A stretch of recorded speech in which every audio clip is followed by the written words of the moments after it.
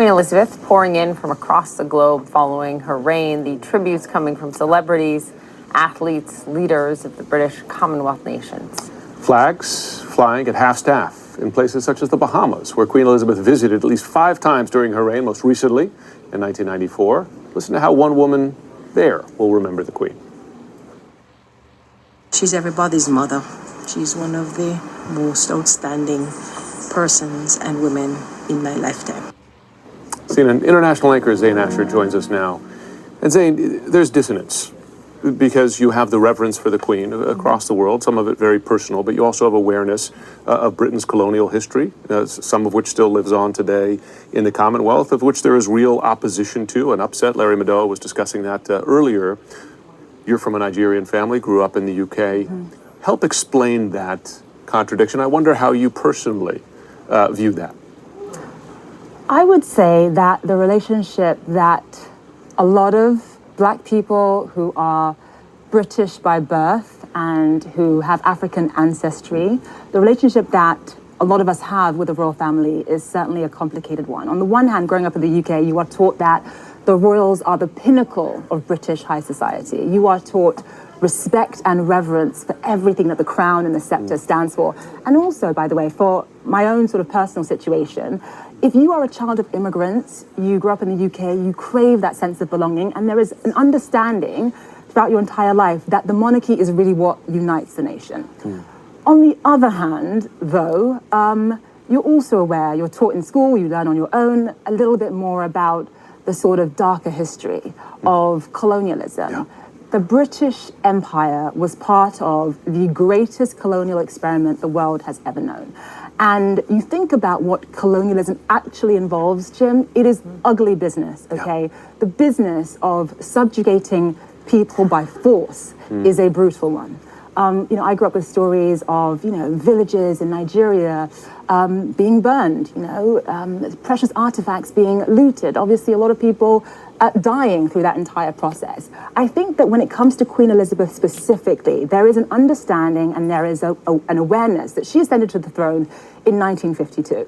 And so she was much more involved and sort of, she oversaw much more the sort of breakdown of the British Empire and not the building of it. And I think that's a really important point to sort of take into consideration.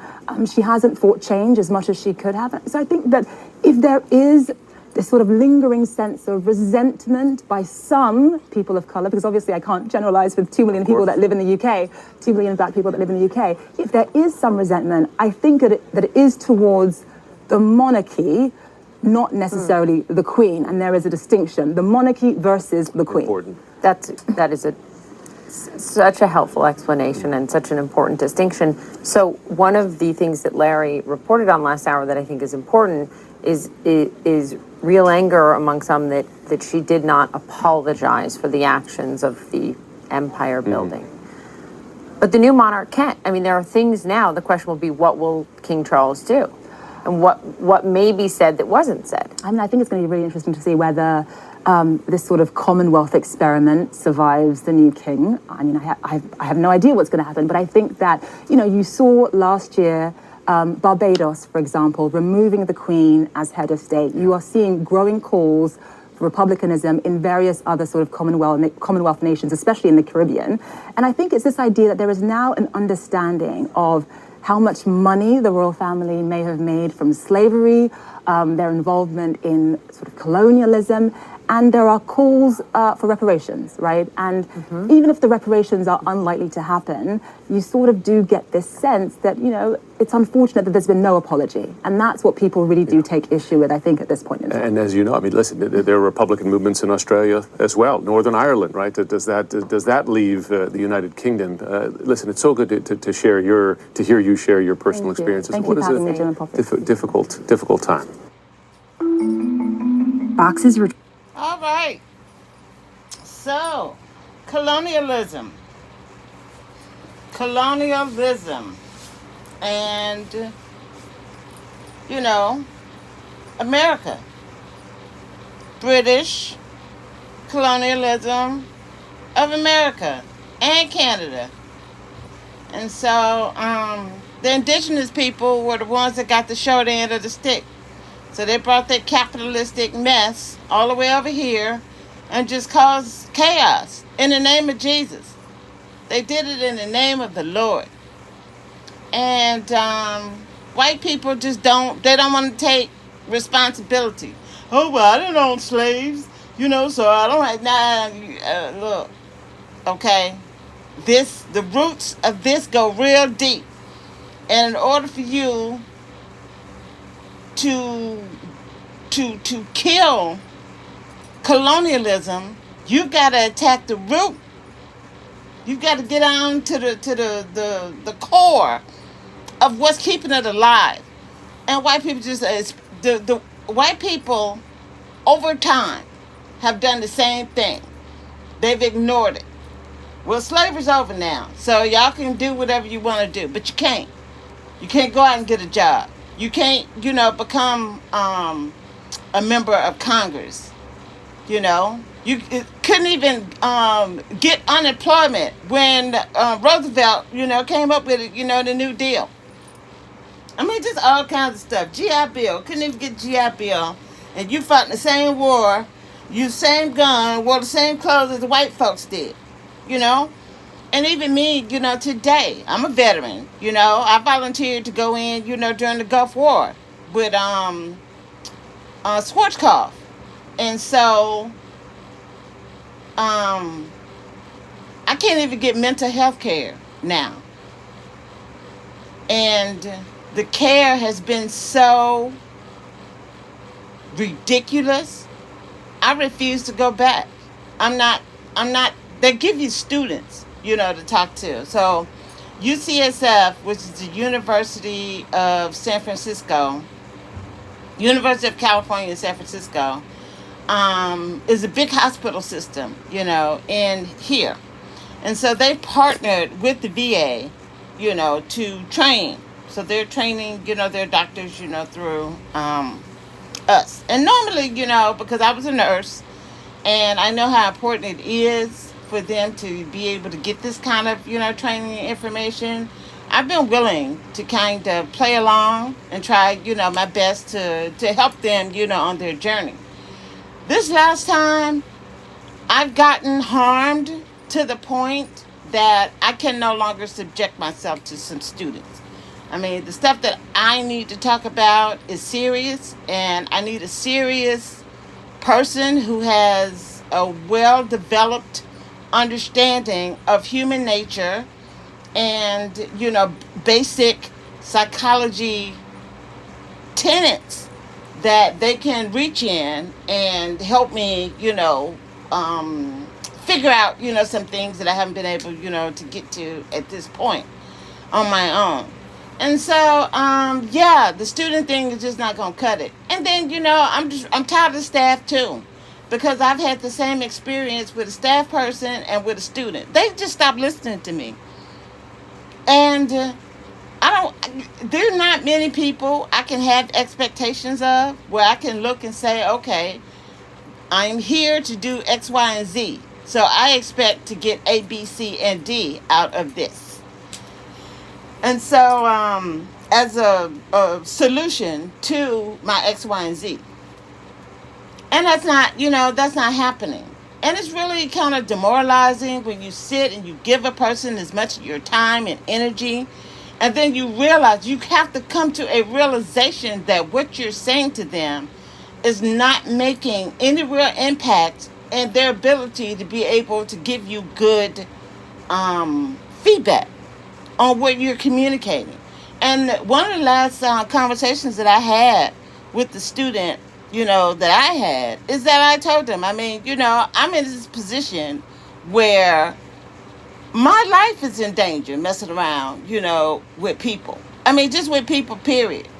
So even though this student thinks that he is doing something beneficial, for me, oh, well, we can schedule appointments. I mean, I was talking to him, 4 times a week? I mean, not 4 times a week, 4 times a month. So at least 3 to 4 times a month. And that was a lot of time that I spent for this person to eventually just say that the words that are coming out of my mouth when they go inside of his head, he uses his worldly understanding as a white person to try to decode what I'm saying as a black person. And I could start to see that shift.